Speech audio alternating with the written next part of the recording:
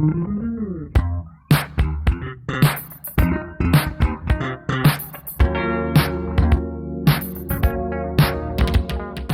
wife Malika and I, we pinch ourselves and count our blessings every day. Music plays a huge part in my life. She's an artist, so art is there. But you know, family, healthy living, outdoor life, music and arts, friends, family, it doesn't get much better. Hi, I'm Clive Gardiner and I live now in Lagos, which is in the southwest of Portugal. And I'm a musician, a producer and a songwriter making music. Are you happy with your decision moving to Lagos? Actually, Lagos and our life in Lagos has surpassed everything. So my wife jokes that she made a list of 50 things and I got 49 of them. The one that I couldn't get is the ocean temperature. And, you know, that's a little bit beyond me.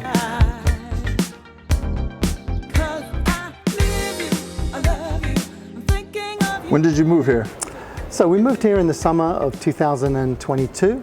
I'm originally from London and I've lived and worked there most of my life, except for 10 years when I lived in Asia working for BMG Music. So the reason we chose Lagos is it's primarily a local town. It's in the Algarve, so there's a lot of tourism in the summer, but there's a local community, there's a local town, there's lots of nature around, which is sort of very inspiring for a healthier outdoor life. What we're doing in terms of music is I have a partner in London called McKenzie, and we're a duo called McKenzie and Gardiner. We recorded some music in the 1980s. For the last 3 or 4 years we've been recording some new music, so it's a combination of reissues of the older stuff as well as remaking, reworking, and then some newer compositions as well, which I produce in my home studio in Lagos. I release and distribute through my label Headstretch Records to all digital services.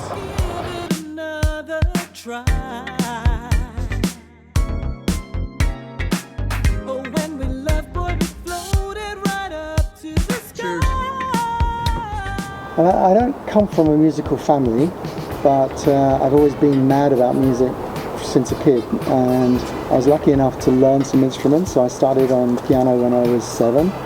The guy that I work with, Earl, we formed a band when we were about 16 called the Class of 78, and 7 of us making very primitive, what we called funk, American influenced music. We gigged for about 3 years, and then we decided that we'll try and make music as a duo. We won a competition to get some studio time, and the 2 of us went in and cut a demo of a song that the record company in West London really liked.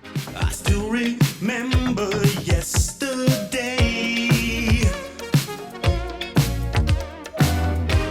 when I couldn't find the words to say. We got some radio play, we did some promo for a few months, we made a bunch of demos with a company called Streetwave. Streetwave were best known in the UK for releasing some compilations called Street Sounds.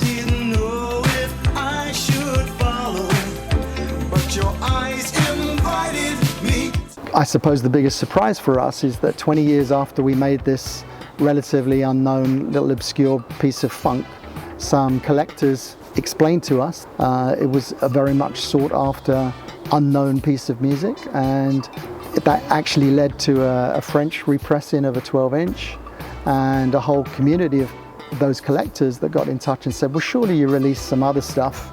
And that allowed me to then go through my box of treasures of cassettes and get that stuff remastered that we called the Lost Demos. Several years later, we've had a new compilation called Timestamp the Collection, which is a double album of all the music that we released in the 1980s. We've responded by making music again ourselves, so some of it is reworkings of some of the older songs and some of it is brand new music, and it's really humbling and quite thrilling to see the weirdest countries and the weirdest locations spending time in this busy world to listen to your music for a few seconds when there's 150 million songs to choose from online. It is really quite wonderful, and that's why we're making music again now. We can make it better.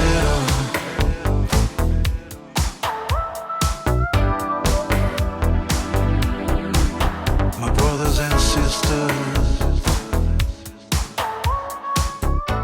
made a whole career really out of helping people navigate through different format changes, including in Asia some of the first karaoke products from Western artists. What that led to is after BMG, I worked for one of the first ever streaming services, which was called We7. It's a British company, came up the same time as Spotify was coming up, and it was co-founded by a musician called Peter Gabriel, a place for new and undiscovered artists to be able to upload directly and to build their followings that way.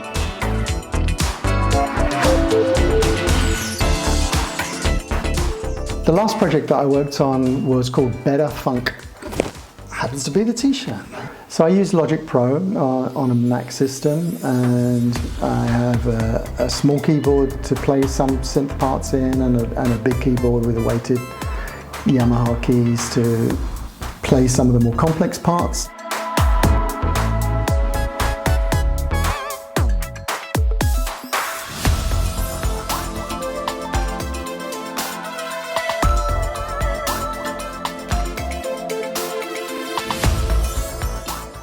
Clive, how has living in Portugal affected your desire to create music?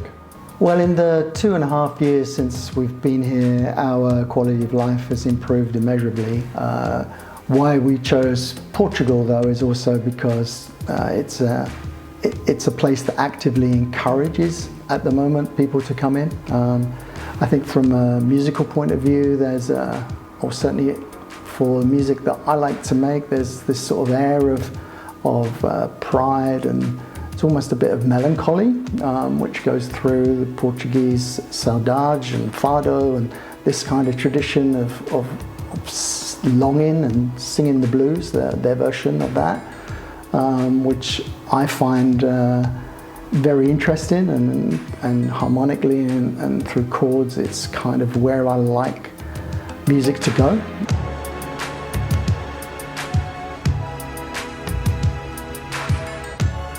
I guess the biggest advice is something that I've touched upon earlier, which is just remember why you create music in the first place.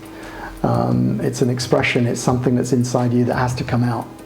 And life is much better when you're letting it out, even if you're just letting it out for yourself.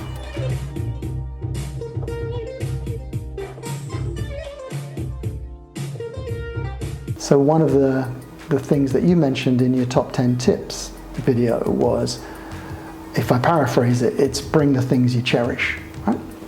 And that could be somebody else's music, it could be some vinyl, it could be things, or it could be cassettes, floppy disks, hard drives of half-baked ideas, or singing into a cassette recorder when you're 10 years old or something. You never know how you might look back, reflect, revise some ideas from that, and it will give you an expression that truly is valuable to you personally. So cherish your things and bring your floppy disks. Do you have any advice for artists that are considering moving abroad? Making that list is actually really important, because if you're visiting somewhere, you can get seduced by the beauty of anywhere. And you can also get confused by the numerous possibilities. As well as looking through your perspective, what would you like? Where would you like to be? What does it offer to you? I would also say try and think from the other side as well. Or what a place can offer to you, but what you might be able to, with time, offer back. All right, Clive, do you have a favorite quote? A quote that I've had with me throughout my life is attributed to Picasso, and again, to paraphrase it, is something like, creativity can strike, but it better find you working, because inspiration can strike at any time, but you have to be ready for it. So just remain curious. Clive, thank you so much for letting us talk to you, take some time out of your life, and we really appreciate it. No, well, thank you so much for what you do. Your channel is quite unique, and I wish you luck in everything that you do, and providing this valuable information source, and not only the information, but also the care and love that you show in the way you express your videos. It's absolutely beautiful. So thank you both. We can make it better.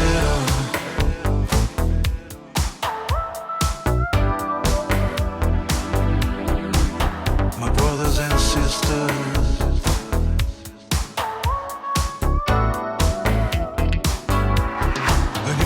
forever.